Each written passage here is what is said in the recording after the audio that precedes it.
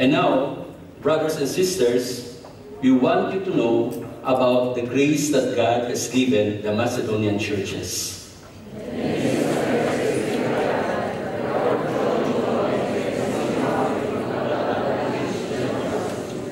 For I testify that they gave us as much as they were able, and even beyond their ability, and treating entirely on their own.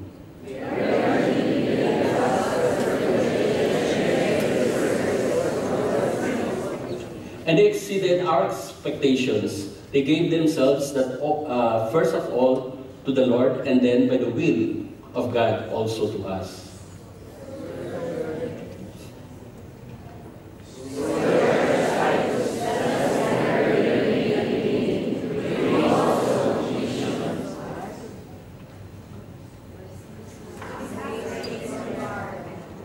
But since you excel in everything, in faith, in speech, in knowledge, in complete earnestness, and in the love we have kindled in you, see that you also excel in this grace of giving.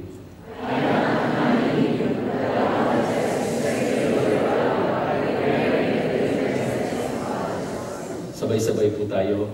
For you know the grace of our Lord Jesus Christ, that though He was rich, yet for your sake He became poor, so that your might become rich. Let us pray. Father, indeed we are thankful because of your amazing love toward us. Thank you also on how you have divinely preserved the written words so that we might be guided thereupon and thereby. Kaya hayanin po ang Diyos, maging sa bahaging ito ng pakikinig namin ng mga salita, bahagi ng aming pananabahan sa inyo.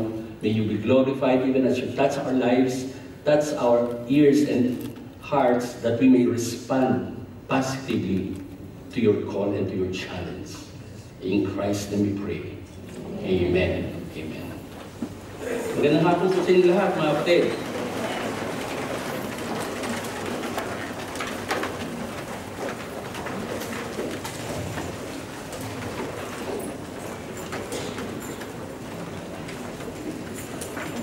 Tignan lang po natin kung ano mga kaganapan na nagaganap sa ating iglesia. Magmula ng pasimula 1985 na sinimula ng Diyos ang iglesia nito, magpahanggang ngayon.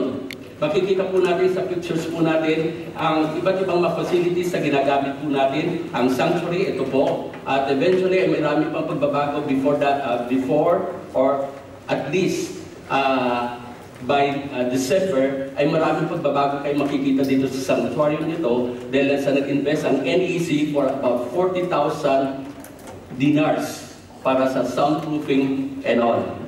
Ngayon po, ay nakita rin po natin sa mga special activities po natin, ginagamit po natin ang Aradia Auditorium. Ang fellowship hall ay ginagamit natin o ginagamit natin sa iba't ibang mga pagkakataon, lalo every last Friday or rather last Friday morning service, ginaganap natin doon. At ang mga NEC rooms, ginaganap po natin sa marami po natin mga gawain, sa mga pagtuturo at mga pagpupulong po natin. Mapapansin at ito naman po ang ilan sa mga vans na pinagkatiwala sa atin ng Pang Diyos. At nariyan rin ang mga drivers, ministers po natin na nagme-minister sa kalagitnaan po natin. And they love it, they love to serve the Lord. At the same time, ay kumbaga, ang panawagan sa atin ay we cooperate with the drivers rin na mga kapatiran po natin.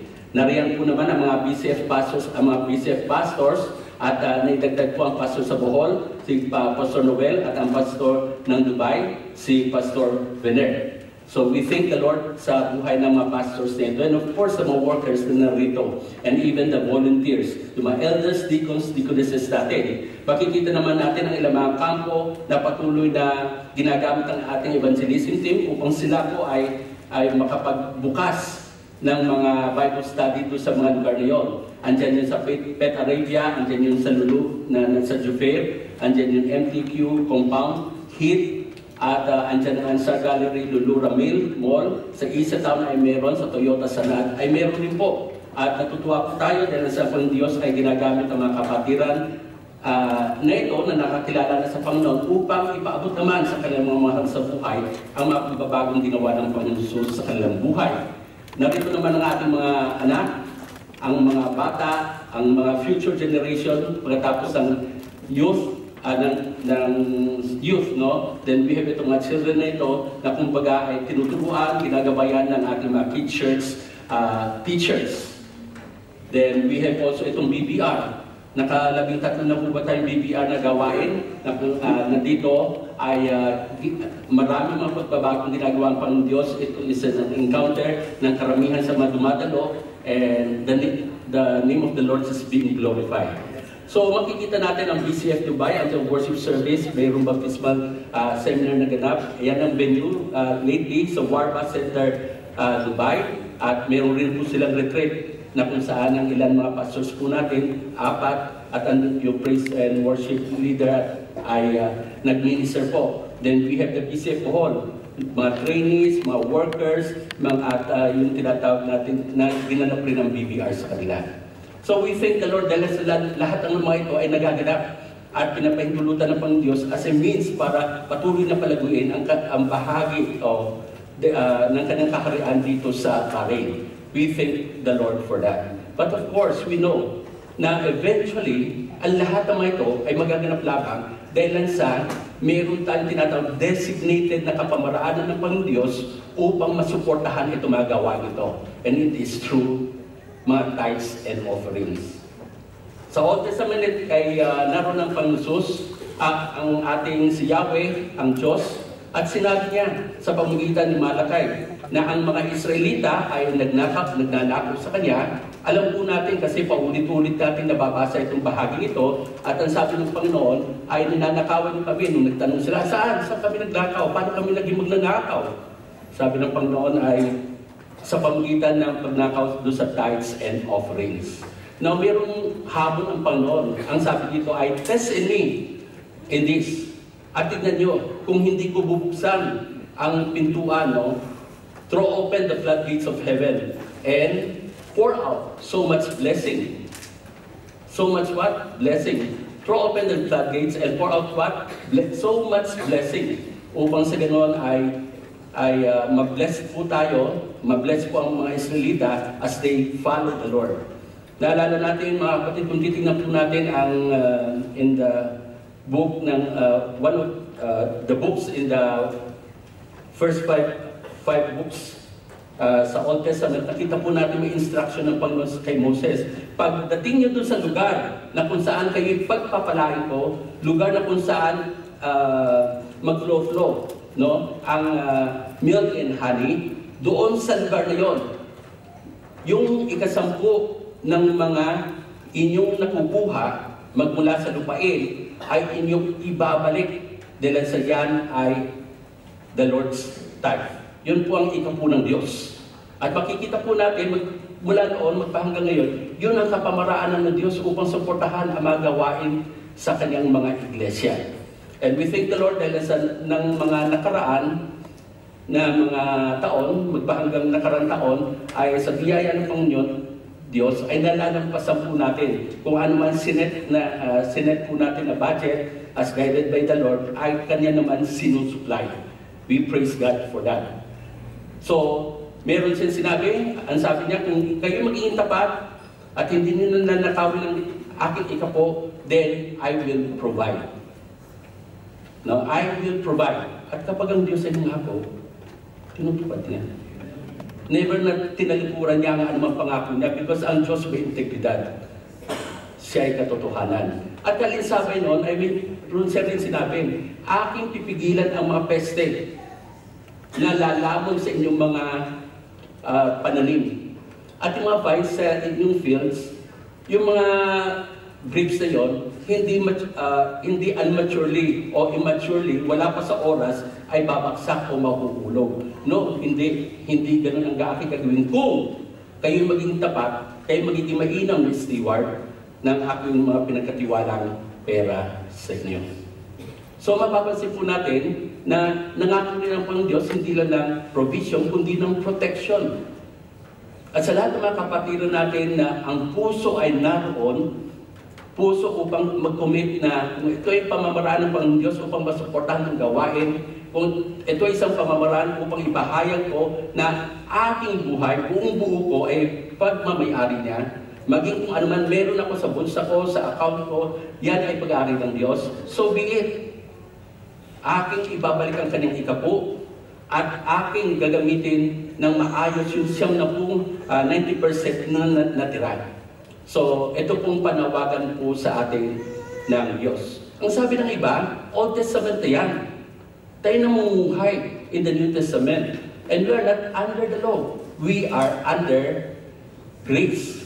Yes, napapakinggan rin natin yan. At yun nga, ay titignan naman natin, anong ibig sabihin nun now that we are under grace and not under the law, if tithing is a part of the law, if that's how they look at it, then ang sinasabi natin eh, at paano natin tayo magre-respond dun sa New Testament giving. Okay? So, panoorin po natin ito. Of Skittles, Skittles 1 and Skittles 2. This morning God has presented to us that two different people, the way we live today. The first guy lives trying to just take care of himself, and you realize the needs of grace, so he gives some of his Skittles to his mortgage payment. And he gives some of his Skittles to his car payment. And if he has kids, more cars. Then he has kids that will one day go to college, and he has to give more money for college, and it's college, so it's college, so it's more Skittles. Trying to take care of himself. One day, one of those kids decide they want to get married, and it's their daughter. I know what he feels like, and that's the whole thing. And then he looks down, and he says, "Well, I don't have any left over to give to God." And God says there's this other guy. His Skittles, the first thing he does with them, he hears the truth. He's connected to what Christ has done in him, and he takes his Skittles and he gives them to God. His storehouse, to those in need, the tithe. He gives it to them. And then he sees the need and he gives somebody else. Then he realizes he has a mortgage payment. He has realized he has cars to pay for. He realizes that he has college to pay for. He realizes that he has a wedding to pay for. But then he realizes his is empty. He's not sure what to do, and he knows he's obeyed God, and then he looks to God. And God begins to pour out his storehouse upon him. And God says, "It's okay, I got room enough for you." Listen, my friend, his bucket is never empty. It's never empty. And my friend, I want you to understand the issue of the hour is, which guy will we be? What will you do with your Skittles? Because the truth is, God overwhelmingly, in the truth of his word has said, out of the overflow, that love will pour out of you, and you will be generous. Mga batid, sa ating mga nakaranas at patuloy na pinapractice ang pagsusoli ng ikapu sa Pangdiyos, alam po natin ang katotohanan ng salita ng Diyos. Hindi tayo nagkukulang sa iba't ibang kapamaraanan. Although, bagamat sinasabi ni Old Testament ang pamamaraan ng pagpapala ng Pangdiyos ay physical, pagdating sa New Testament, it is spiritual. We realize also na habang sinusunod natin na magmula sa puso, hindi na pipilitan ang pagkakaloob o pagbibigay sa Diyos, alam natin ang Diyos is no debtor to anyone. Hindi siya nagkukulang, hindi siya magkukulang sa bawat isa sa atin. Ngayon po ay titignan po natin itong tinatawag na generosity in the New Testament. At ang paksa po natin o title natin is Having a God-Honoring Generosity. A person can be generous. Pero ang generosity niya is not based on relationship niya sa Diyos. At yung pag-honor niya sa Diyos, kaya nagiging generous siya, then that generosity is not God-honoring. What we are saying here is how to have a God-honoring generosity. What's this last verse?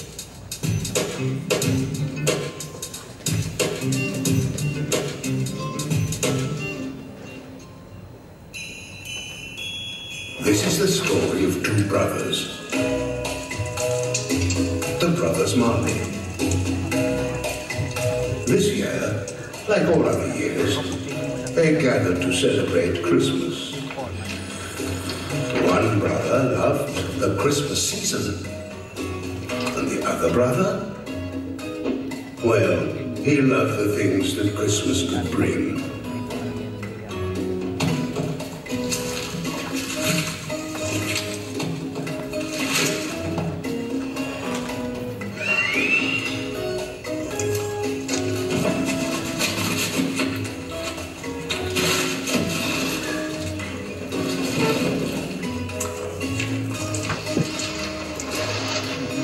As the night wore on, the mountain of gifts seemed never to shrink.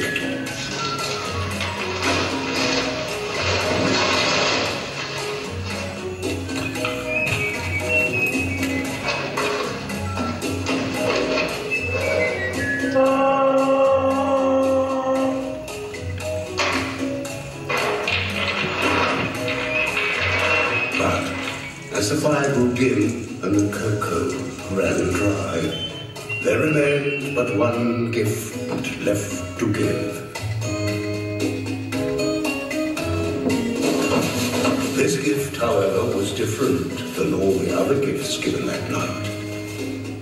For this gift was given from the heart.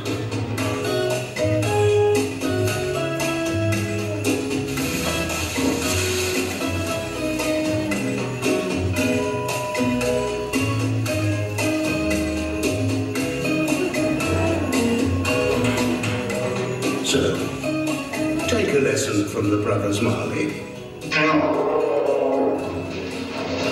While 'tis better to give than to receive, 'tis truly better to have a giving heart than to give anything at all.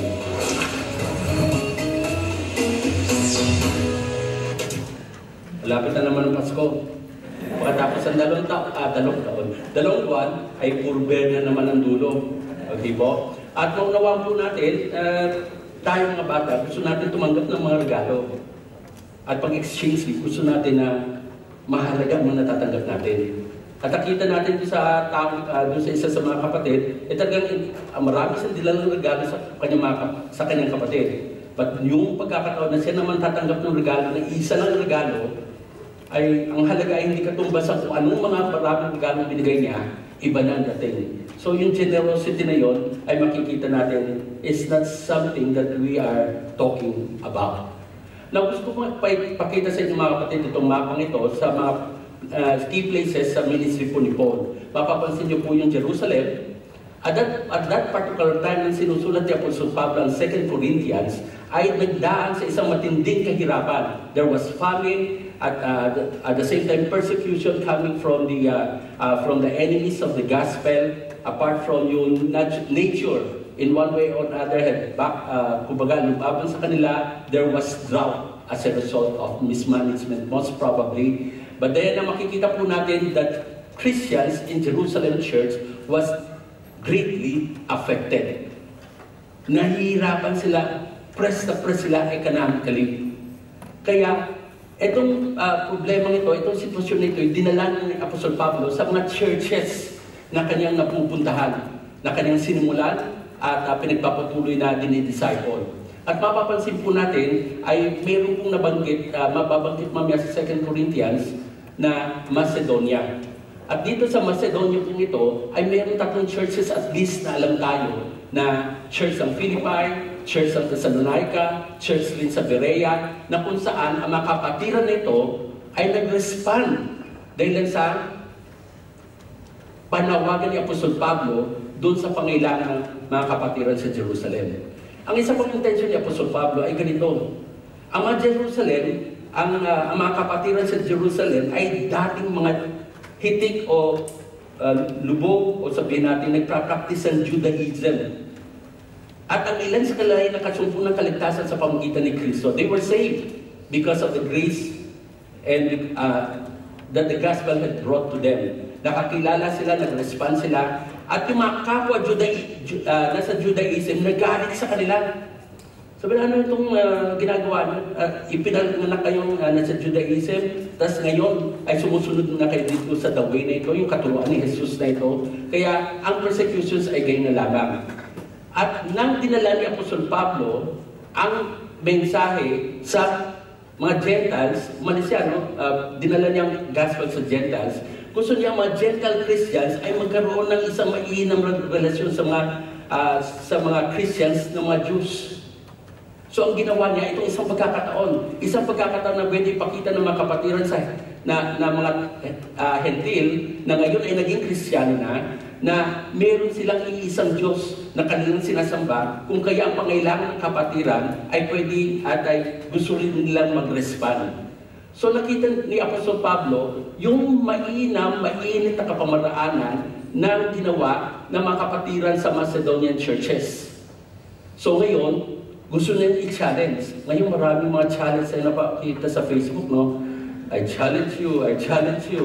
Okay? At dito ay makikita naman, isang challenge ang ginawa dito ni Apostol Pablo. Challenge niya ang Corinthian church, ang mga kapatiran sa Corinto, upang kung paano gumawa ng kapamaraanan ng mga kapatiran doon sa Macedonian churches to meet the needs of the Jewish Christians there, ay gawin rin nilang pamarisan nila. Kaya nga nasulat ang ikalawang liham ng Corinto, isa sa mga dahilan nito. So kung titignan po natin ang chapter 8 at chapter 9, sinasabi ng mga commentators, this is a definitive na katuruan patungkol sa giving in the New Testament time. And when we look into the verses, at makikita natin yung recurring words in the Greek, ayon sa nakapag-aral ng Greek, ay sinasabi nila na ang salitang grace, charis, gift, generosity ay magtatagpuan sa mga verses na ito sa chapter 8 and 9. Paulit-ulit na sinasabi, grace, grace, grace, grace. Then, yung iba ay ginamit ng ibang synonym instead na grace, ang ginawa privilege, liberal, generous, generosity. So, hindi natin may pagkakatwa. Sigurado po tayo na sa loob ng dalawang kabanatang ito, ang pinag-uusapan ay tungkol sa grace. Ngayon, papansinin po natin, sabi ni Apostol Pablo, and now, brothers and sisters, we want you to know, nais namin malaman na may paalam sa inyo. Now, here, what's actually cutting, pagkatapos ng chapter 7, noon sinabi niya, and now, sinasabi niya, panibagong paksa na naman ito. At sa paksa nito, mga kapatid, nais namin ipaalam sa inyo.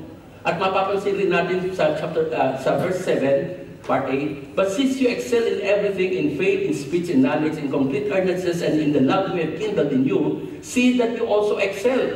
So hindi lamang gusto ni Apostol Pablo na malaman ng mga kapatiran itong mensahe kanyang sasabihin, patungkol sa mensahe kanyang sasabihin, ninanais niya rin na ang mga kapatiran na mayaman na sa iba't ibang kapamaraanan, that they are excelling in so many things, because we know that the Corinthian church is a spiritually gifted church in its way. Although it's, alam natin bawat isang manapataya, mayroong at least isang spiritual gift, sila ay, they focus on that so much in a sense na nagiging competition na.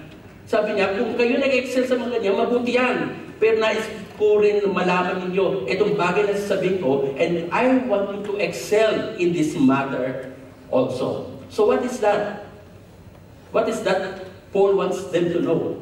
What is that he wants them to excel?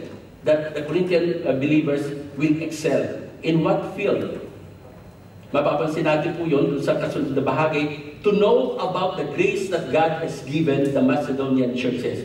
Upang malaman ninyo ang biyaya o ang kaloob, different yun, no, na binigay ng Diyos sa mga Macedonian churches. Dito naman sa kabila, see that you also excel in what? In this grace of giving. So it talks about grace of giving. It talks about the gift that God has given the Macedonian churches. Nais ko pong i-propose sa inyo itong outline nito. Ang pagsaparin natin ay yung tungkol sa God-honoring na generosity, At ang ginamit ni Apostol Pablo ay ang kapamaraanan, nagbigay siya ng mga ehemplo, nagbigay ng example. Hindi nyo ba nakapakinggan ang ating mga magulang sasabihin sa atin, o sundan mo itong batang ito, sundin mo yung yapak ng tatay mo o kung ano pa man. Kapag magaganda ang mga nagiging modelo, sinasabi ng mga magulang yon. Ngayon po dito, ang ginawa naman ni Apostol Pablo, nagbigay siya ng examples ng generosity. Outstanding examples of generosity. Una, patungkol sa Diyos, our God. God the Holy Spirit. Ginawa ko yun dahil sa yung pagkakasuccession ng verses. Sa 8.1, kung mapapansin natin, di ba, ang sabi niya doon sa verse 8, that God has given the Macedonian church what? Grace. Di ba? Binigyan ng grace. So ano ba talaga yon? Sabi doon sa isa, excel in the grace of giving. Now dito sinabi sa Corinthians, sa unang sulat naman ni Apostol Pablo, there are different kinds of gifts, but the same Spirit distributes them. The different gifts that he is referring to is actually the spiritual gifts. And the Spirit that is being referred to here is actually capital S. Nang ibig sabihin, it refers to the third person of the Godhead, the Holy Spirit. And the Holy Spirit what? Distributes. Distributes to the Corinthian believers, distributes to every believer who na naging manampalataya, naging anak ng Diyos. The Holy Spirit graciously distributes sovereignly to everyone. So nakita natin yung generosity ng Banal na Espiritu, at the same time yung kanyang sovereignty niya, na kung saan pinamumudbud niya, pinamimigay niya, according sa kung sinong gusto niyang pagbigyan. Pero tiniyak na bawat isa ay at least meron isa. But it is a Spirit who distributes, it's Spirit who gives the spiritual gift. Ngayon, titignan natin yung grace of gift. Tignan niyo po, we have different gifts, spiritual gifts, according to the grace given to each of us. Sabi niya Apostle Pablo, if your spiritual gift is prophesying, then prophesy. If your gift is teaching, then teach. If your gift is encouraging, then be an encourager. Then sabi niya, if it is giving, considered as a spiritual gift, then give generously.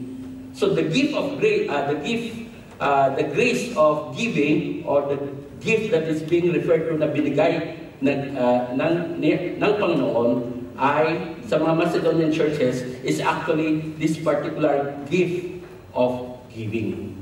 Are you with me? Gift of giving. So kung titingnan po natin ngayon, hindi lamang ang Banal na Espiritu ay generous sa pagbibigay ng mga spiritual na gift, na makaloob sa mga anak ng Diyos. Makikita rin natin dito sa sinabi ni Apostol Pablo sa verse 9 regarding God the Son or God Jesus Christ our Lord. Ang sabi po dito sa talatang ito, for you know the grace, alam mo ang biyaya, alam mo ang kaloob ng Diyos sa atin, na bagamat siya ay mayaman, yet for your sake He became poor, so that you through His poverty might become rich. But we're not talking about economic, no, dito. Hindi mayaman ang ating Panginoon in that sense that tapos naging mahirap siya. Kundi ang isang pwedeng i-connecta natin ng salita ng Diyos dito ay yung sa sinabi ni Apostol Pablo sa Philippians. Sabi niya, kayo mga magkakapatid, bakit kayo nag-aaway-away? Magbigayan kayo, magpakumbabaan kayo sa isa't isa. Magkaroon kayo ng mindset na sulad ng ating Panginoon. Sino siya? Siya, na bagamat in very nature God, ay hindi niya consider equality with God something to be used to His own advantage. Hindi niya ginamit ang pagiging Diyos niya. Okay? Para sa kanyang kapakanan. Kundi ang ginawa niya, He made Himself nothing by taking the very nature of a servant, being made in human likeness, and being found in appearance as a man, He humbled Himself. Ito yung tinatawag nilang kenosis. Ito yung tinatawag nilang emptying Himself. Yung pagiging Diyos siya.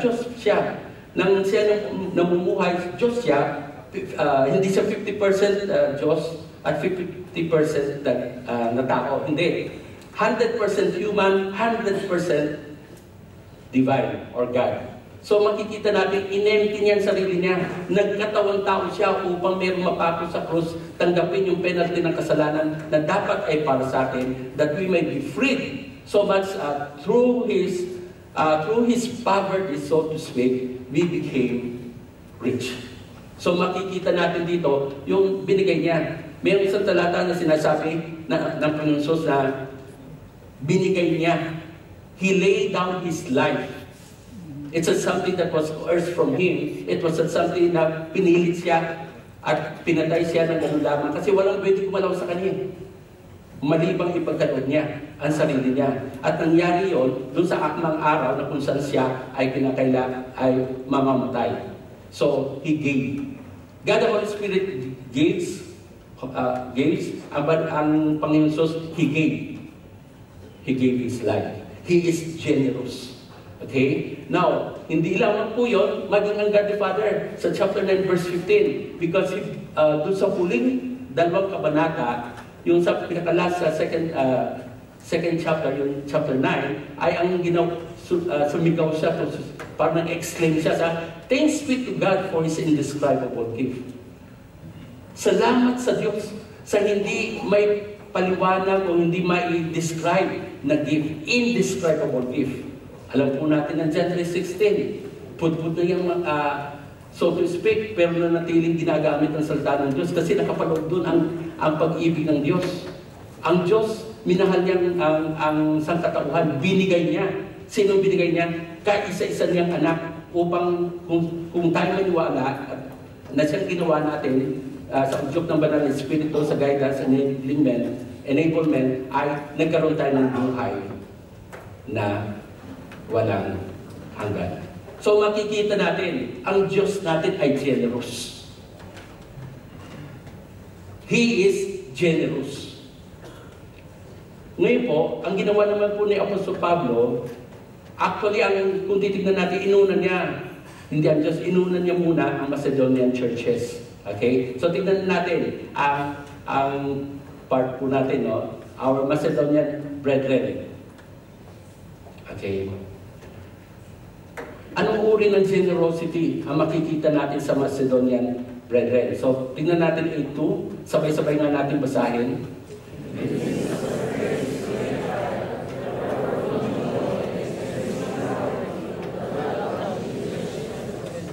Nahirapan ako kunti kung paano gagawin ito dahil sa pagkakasalansan. But anyway, ang gusto mong tignan dito ay nasa kalagitnaan ng isang matinding sirkumstansya ang mga kapatiran sa Philippi, ang mga kapatiran sa Thessalonica, ang mga kapatiran sa Berea. They were living in the midst of a climate, under a climate in which people are practically against Christianity. They are against the newfound faith that they have seen, experienced, yung life na, Christian life na naranasan nila sa ating Panginoon sa pagtuturo ng mga apostoles. They were actually under persecution.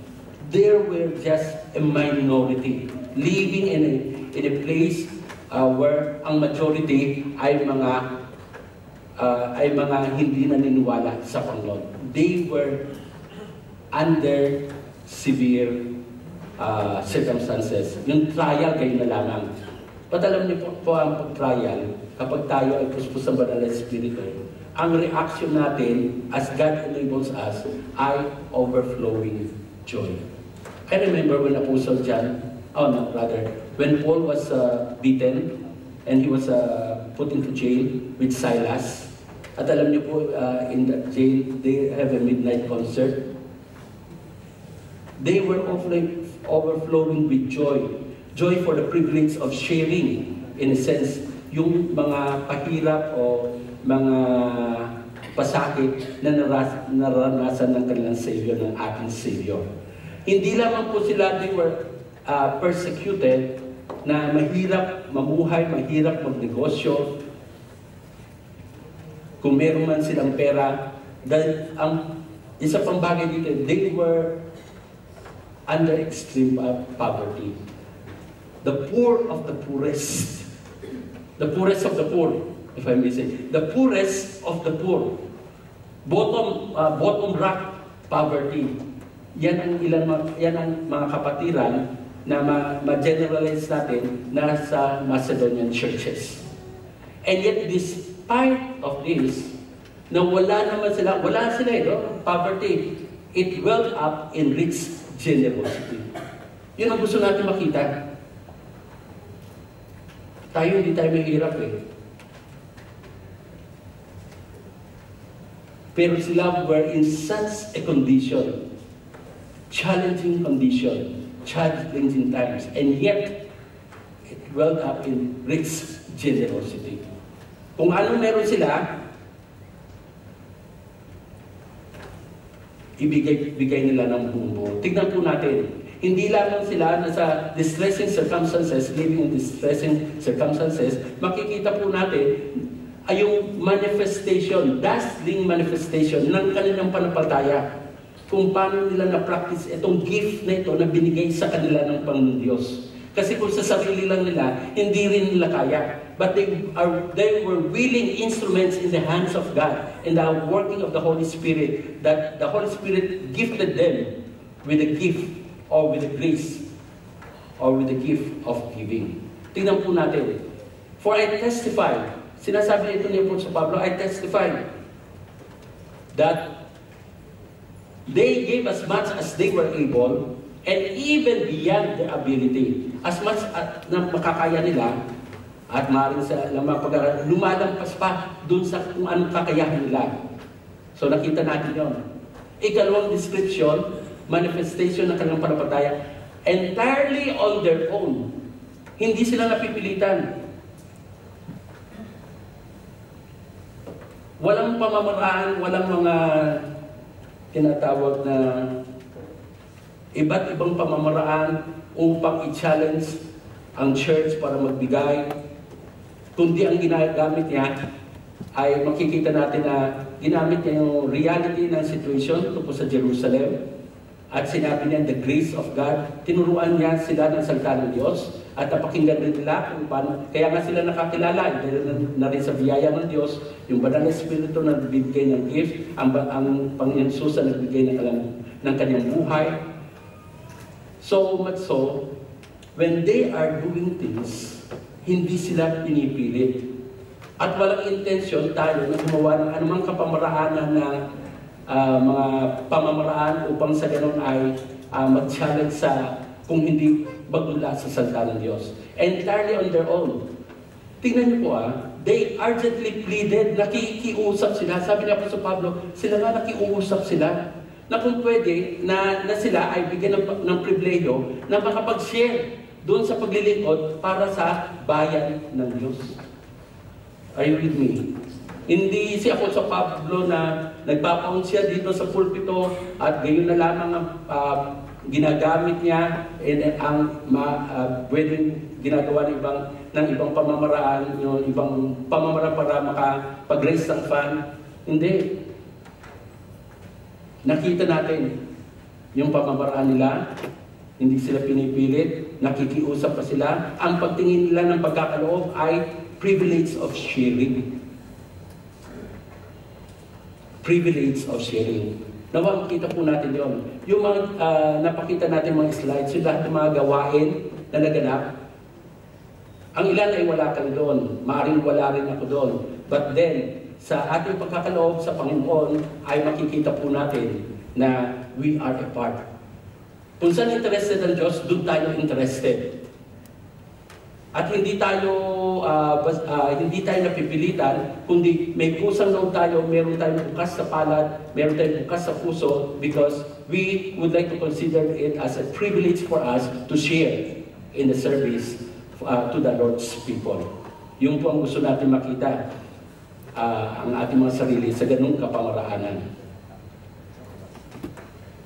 But the real surprising thing about it, o yung isa talagang pinaka-main thing dito, sinabi niya, yung deep-seated God-directed commitment. Kasi dito sa talatang ito, ang sabi sa 8:5, and they exceeded our expectations. Yung inaasahan namin, lumampas sila. Binigay nila ang sarili nila. Una, binigay nila ang sarili na sa Diyos. Pagkatapos doon, dahil sa kalooban ng Diyos, ay binigay nila ang sarili nila doon sa kila Apostol Pablo. Yung commitment nila ay hindi first dun sa tao. Ang commitment nila ay dun sa Diyos.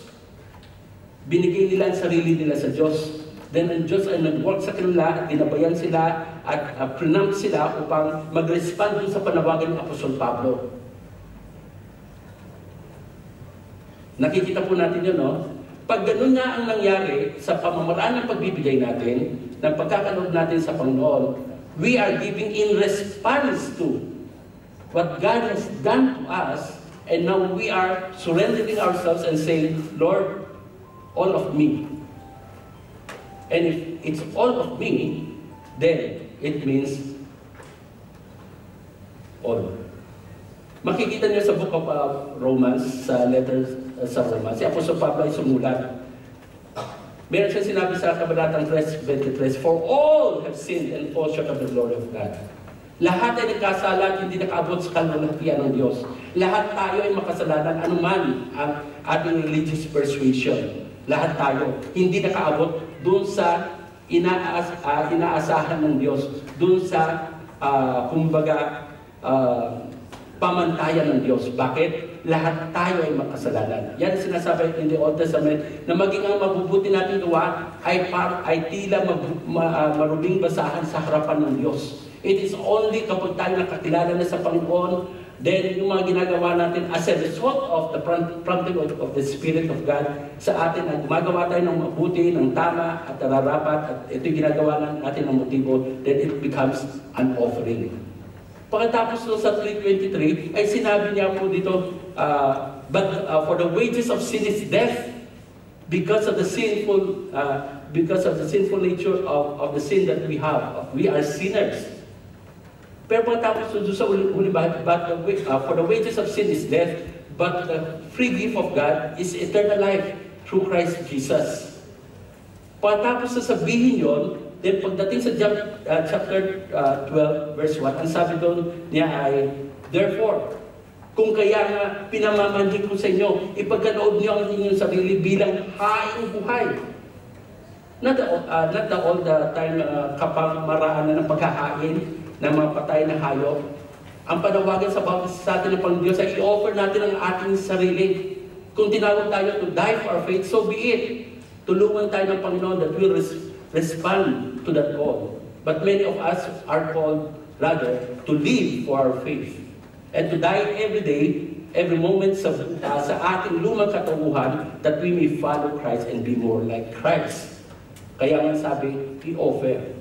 Kaya ang pag-offer ng buong-buo, living sacrifice, it talks about your time, it talks about your talent, it talks about your treasure. At dito, madaling magbigay sa talent, madaling magbigay sa time. Pero itong pinakamatindi, yung pagdating sa treasure.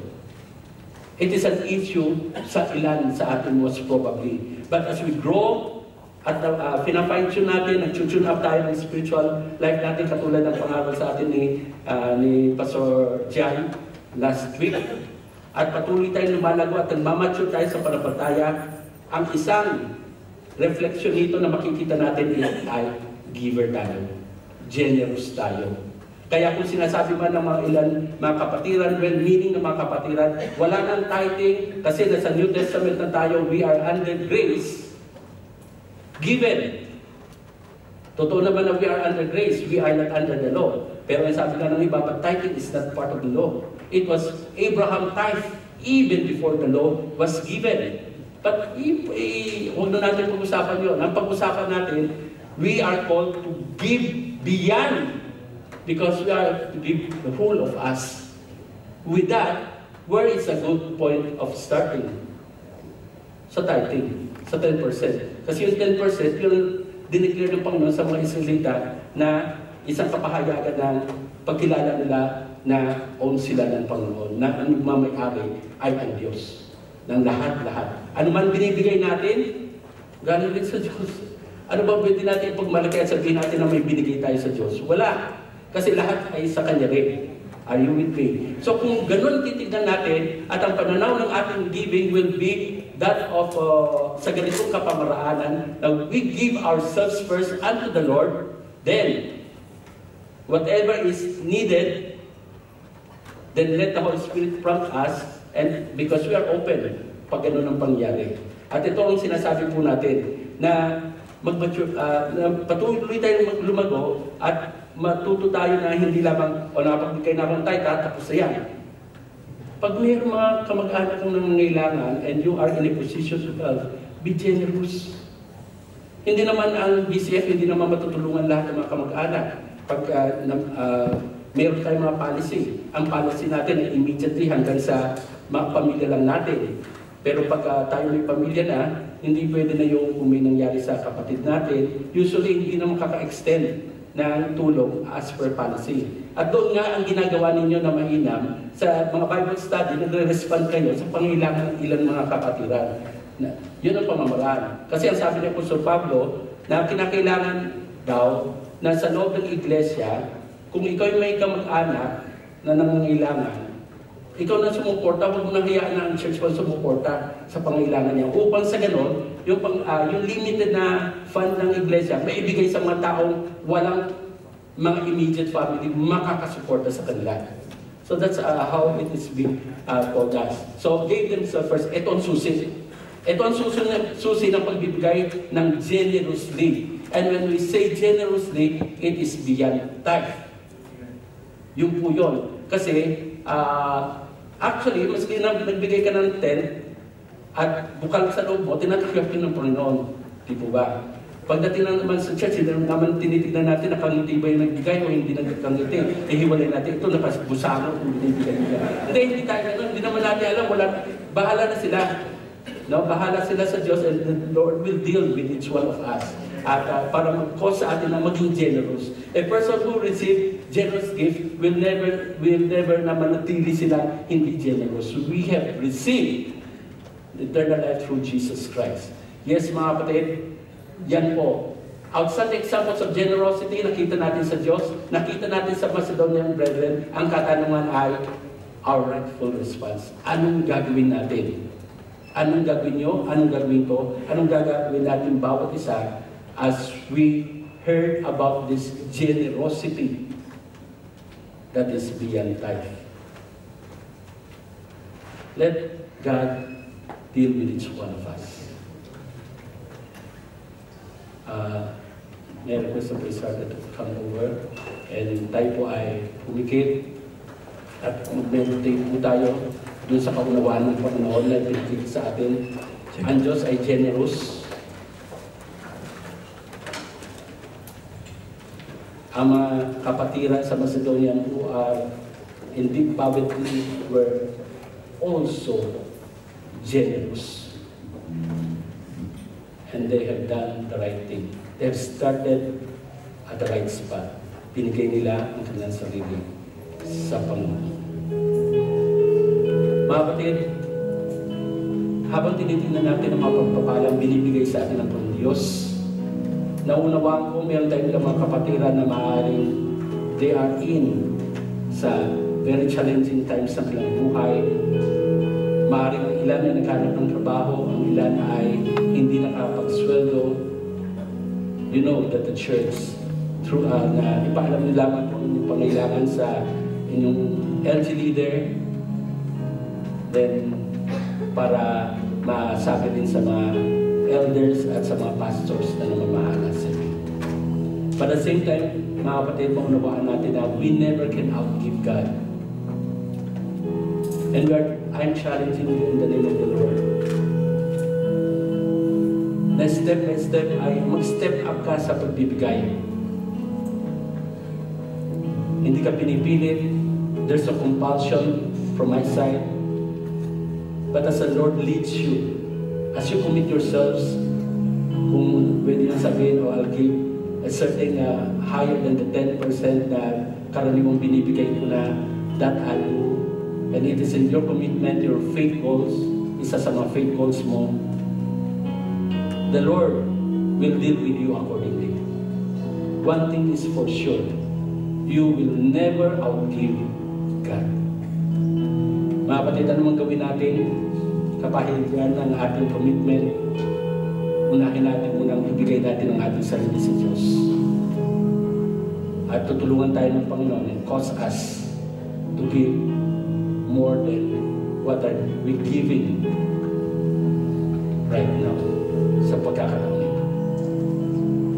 Meron ba sa inyo mga kapatiran na nagsasabi, Panginoon, gusto kong mag-commit ng higher than what I'm giving sa inyong ministry. After hearing this, just prepare me. I will respond to you. Then, make it a commitment sa Panginoon. Giving your life, which means giving your time, talent, and treasure. Use it for your glory, Lord, I offer. Habang kayo nakaupo, you can make that decision. Realizing that God has so loved you, He has given His Son sa iyo, at ang Jesus has died for you and for me, and the Holy Spirit has given you spiritual gifts for His ministry. Offer your life in whatever situation you are right now in. If it is a time for your recommitment and you are saying, sa aspeto ito ng finance, hindi ako nagbibigay na kung anong sinasabi sa Old Testament, then it might be time for you to start now by praying to God and enable you to do so. Ang ilan ay nagbibigay, matapat na nagbibigay, maaaring itong bahagi mo naman na magbibigay ka ay you will lalagpasan mo kung anong binibigay mo na because you love God. Pang-Diyos, hayaan niyo po na sa mga kapatiran po namin na mayroong ganitong puso, ganitong decision sa puso nila na magsisimula silang magbigay kung hindi pa sila napagbigay. Napakinggan niyo po sila, Pang-Diyos. Sa mga kapatiran po namin na matapat na nagbibigay, na nagsosoli sa inyo ng inyong ikapo at nagbibigay, if they find in themselves that they are challenged by the Word of God, that they would give more sa gawain at maging generous rin sa ibang mga kamag-anak na nangangailangan. And if they are in a position to do so, then we have heard their prayer. Para sa mga kaibigan namin na rito, nais po namin sabihin sa inyo na hindi aksidente na kayo napadako dito. Maaaring sinabi nyo kayo dinala ng kaibigan o dinala kayo ng panyapa kasi tinignan nyo sa website yung naghahanap kayo for a reason, for a purpose. God had brought you here. And it is His purpose for you na narito ka ngayon. Gusto ko lang malaman na pakitaas lamang ng kabay ng mga bisita po namin kung meron po dito na first time na nakadalo dito. Is there anyone? Salamat po. Meron pa po ba? Okay. I don't know your spiritual situation right now. Maaaring ikaw ay isang mananampatay na you have been born again. Maaaring ikaw yung nakausap ko the other day na dadako kayo dito upang sumama sa pananambahan dahil sa kayo mananampatayan. Then, thank God for being with us. At kung hindi kayo ang tinutukoy ko and yet you are here for the first time and it's for the first time you've heard the gospel or you have heard it for so many times and yet you never had done any decision yet in coming to the Lord by turning away from sins and turning to God through Jesus Christ.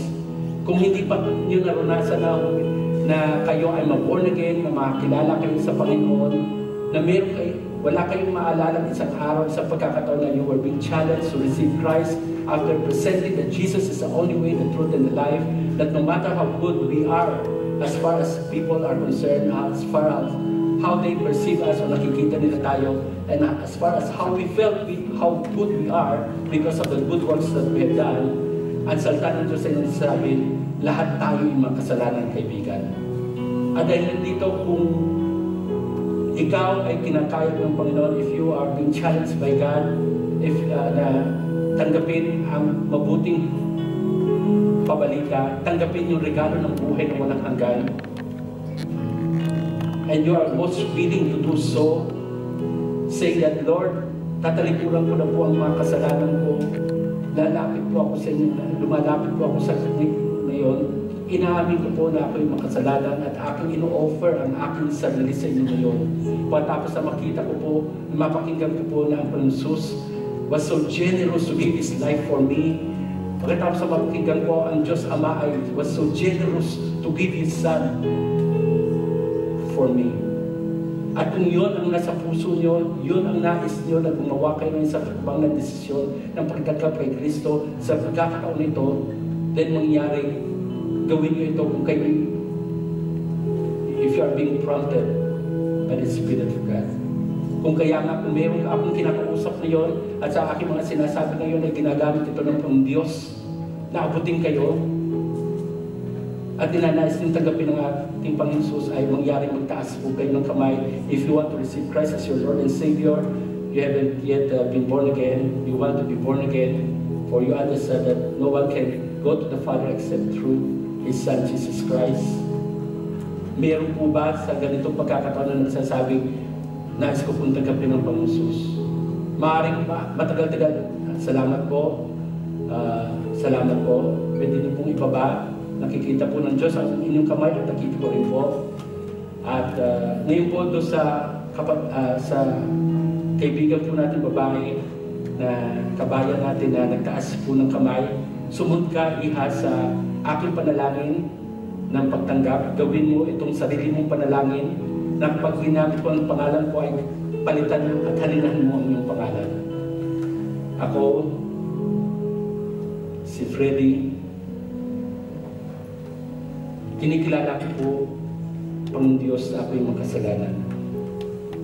Naunawaan ko po na wala akong magagawa na sukat na may na ikaligtas ko. Pero salamat po, Panginoon, dahil sa napakinggan ko po, na pinadala niyo po ang inyong anak na si Jesus upang mamatay para sa aking kasalanan. Binayaran niya ang aking kasalanan. At sa araw na ito, sa sandaling ito,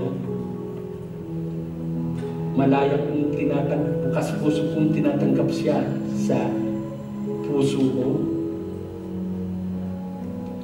At hayaan niyo po, Panginoon Jesus, yaman kayo ay pumasok na sa puso ko, kayo po ay maging Panginoon ko at maging aking tagapagligtas. Purihin ka, Panginoon Diyos, sa inyong ginawa sa aking buhay sa araw nito. Salamat po, Panginoon Diyos, sa kaligtasan na inyong binigay. Sa pangalan po ng aming Panginoon Jesus. Amen. Amen. Para sa kapatid natin na, bagong kapatid natin na naging kabahagi po natin, we would like to tell you na mayroong makipag-usap sa inyo so that you will be rightly connected with us. At patuloy ka mag-grow sa Panginoon. Palakpakan po natin.